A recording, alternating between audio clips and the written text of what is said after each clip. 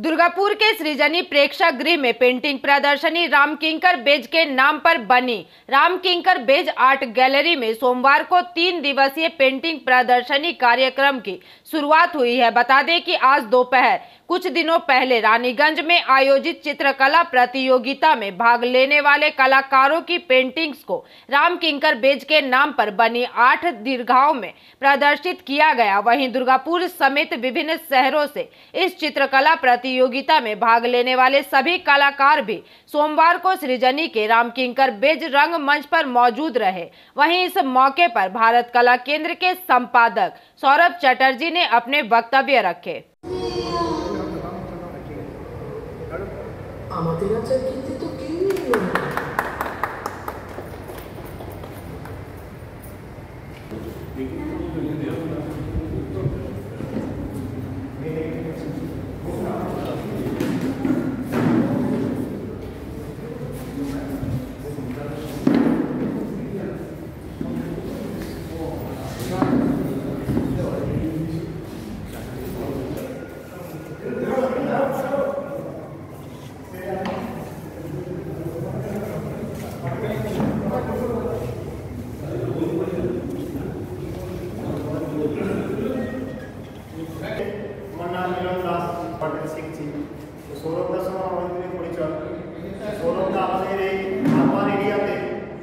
আসানসোলে দুর্গাপুর এই অঞ্চলে সারা ভারতবর্ষব্যাপী ভারত কলা কেন্দ্র বলে একটি সংস্থা করেছে, আর্ট কলেজ করেছে।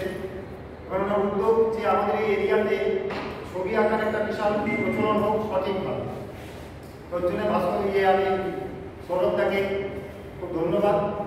তো আজকে সৌরভদা আমাদের এই দুর্গাপুরের শহরে এই গ্যালারিটা অ্যাকচুয়ালি নামকরণ নেই, কিন্তু এটা যখন তৈরি হয়েছিল এটা নামকরণ বিশিষ্ট শিল্পী শ্রী রামকিঙ্কর বেজের নামে এটা নামকরণ করা হয়।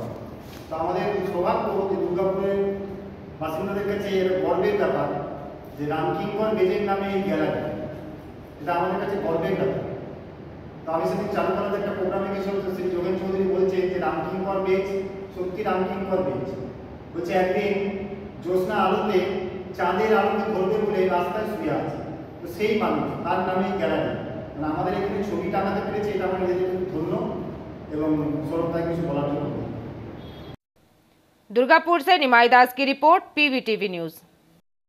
नियमित अपडेट एवं दुनिया भर की ताज़ा खबरों के लिए हमारे फेसबुक पेज को फॉलो एवं यूट्यूब चैनल को सब्सक्राइब करें।